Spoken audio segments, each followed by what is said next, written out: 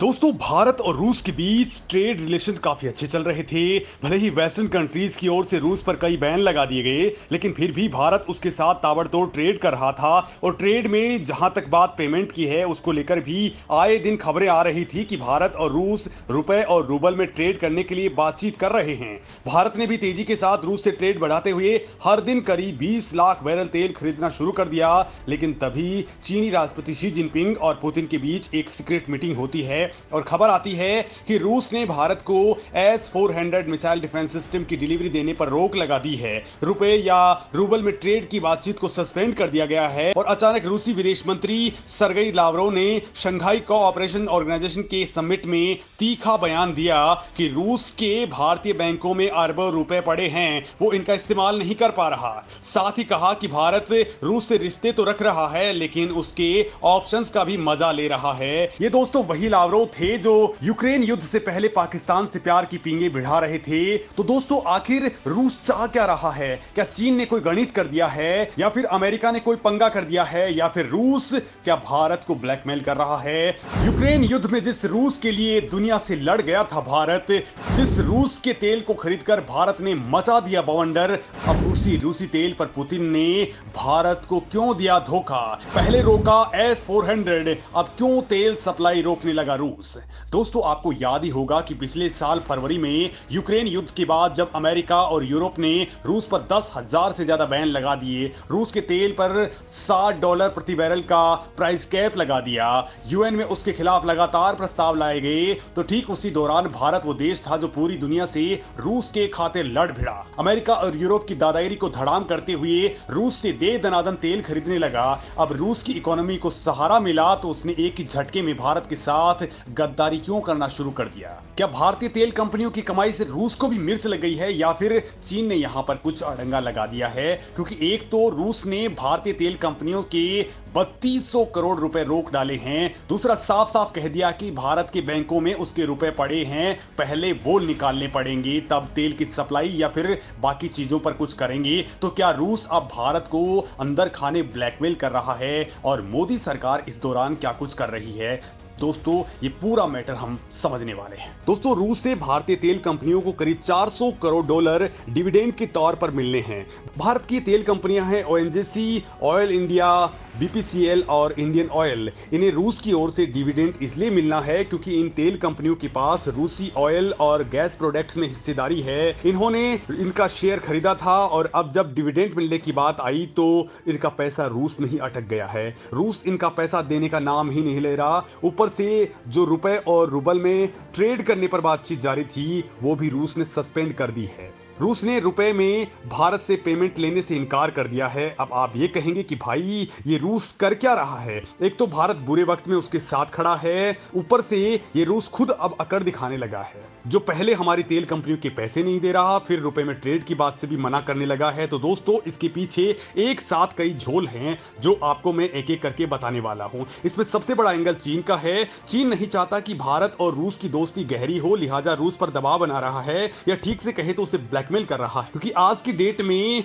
चीन रूस का सबसे बड़ा अलाय बन चुका है और वो चाहता है कि भारत से उसके रिश्ते अब कमतर हो जाएं। ठीक अमेरिका जैसा भारत के साथ सोच रहा है, वैसा ही चीन रूस के साथ कर रहा है। लेकिन दोस्तों, अमेरिका के सामने भारत नहीं झुका, लेकिन एक्सपर्ट कह रहे हैं कि रूस ने भारत को पहले तो अपने मिसाइल डिफेंस प्रणाली यानी कि S-400 की सप्लाई रोक डाली और अब तेल पर संकट डाल दिया है, क्योंकि तेल से भारत को तगड़ी कमाई हो रही थी और ये चीन को रास नहीं आ रही थी। बड़ी बात तो यह है कि भारतीय तेल कंपनियां खुद की शिपिंग और बीमा का इस्तेमाल करते हुए डिलीवरी के आधार पर भुगतान कर रही हैं, जिससे रूस को पूरे लेन देन में बड़ा मुनाफा हो रहा है। लेकिन चीनी खरीदार रूस से शिपिंग बेड़े की डिमांड करते हैं, यानी रूस को ज्यादा खर्च करना पड़ता है। तो वहीं रूसी तेल कंपनियों की चीन में इक्विटी भी नहीं है, लेकिन इनकी भारतीय रिफाइनरीज कंपनियों में तगड़ी स्वामित्व हिस्सेदारी है। लिहाजा चीन रूस पर दबाव डाल रहा है कि भारत की तरह ही चीन की हिस्सेदारी को बढ़ाया जाए। यानी चीन एक तरह से रूस को ब्लैकमेल कर रहा है, क्योंकि रूस को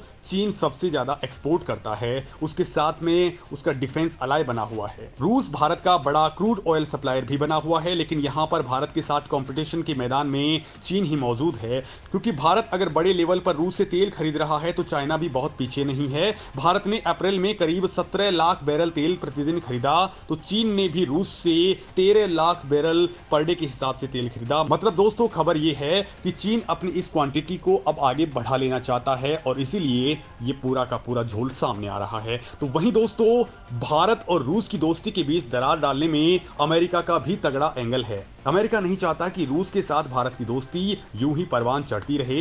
दूसरी बड़ी बात यह है दोस्तों कि अमेरिका में तेल का बड़े लेवल पर उत्पादन होता है। बड़े पैमाने पर तेल की आयात के बाद अमेरिका बड़े तेल आयातक से बड़ा तेल निर्यातक देश बन चुका है। इस वक्त अमेरिका, रूस और सऊदी अरब दुनिया के 3 सबसे बड़े तेल उत्पादक देश हैं। आज की डेट में बड़ी बात यह है कि पहले नंबर पर अमेरिका है, दूसरे नंबर पर रूस और सऊदी के बीच कंपटीशन चल रहा है।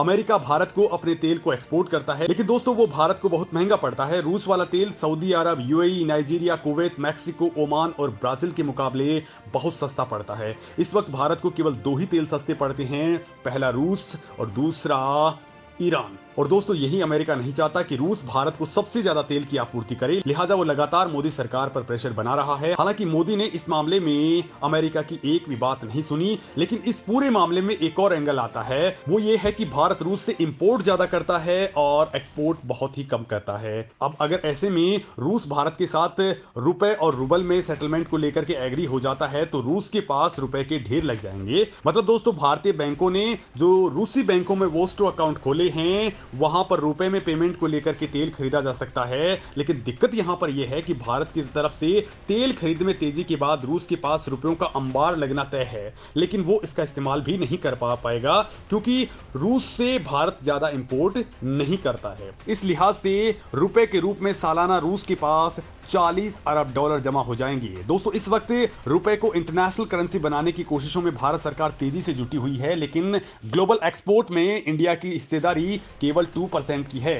लिहाजा अभी केवल 19 देश ट्रेड के लिए एग्री हुए हैं और ऐसे में कुछ वक्त पहले ही रूस से S-400 मिसाइल डिफेंस सिस्टम की सप्लाई रुकी पड़ी है। ऐसे में अब आगे क्या होगा कुछ भी नहीं कहा जा सकता। भारत पिछले 1 साल से घरेलू जरूरतों को पूरा करने के लिए रूस से आने वाली ऑयल सप्लाई पर निर्भर हो चुका है और अभी हाल ही में लावरो ने कहा है कि भारतीय बैंकों में कई अरब रुपए पड़े हैं जिन पर रूस का अधिकार है। रूस इन पैसों का प्रयोग करना चाहता है और इसके लिए रुपए को दूसरी मुद्रा में बदलना जरूरी है, लिहाजा इस पर बातचीत जारी है। दोस्तों इस संकट से निकलने के लिए भारत एक्सपोर्ट को बढ़ाने में लगा है। आपने देखा भी होगा कि पिछले दिनों भारत ने रूस को अपने हथियारों तक को एक्सपोर्ट किया था।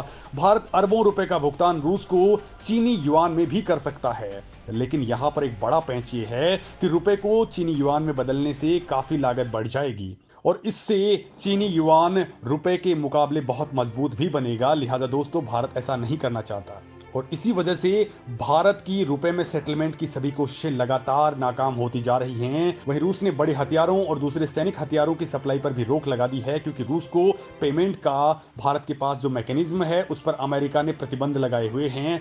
भारत को अभी रूस को हथियार और दूसरे सैनिक उपकरणों की सप्लाई के बदले 2 अरब डॉलर देने हैं, लेकिन प्रतिबंधों की वजह से ये पेमेंट 1 साल से पूरा नहीं हो सका है। और दोस्तों अब इस पर लगातार कोशिशें जारी हैं। इस मामले में आप क्या कुछ कहना चाहते हैं कमेंट करके जरूर बताएं।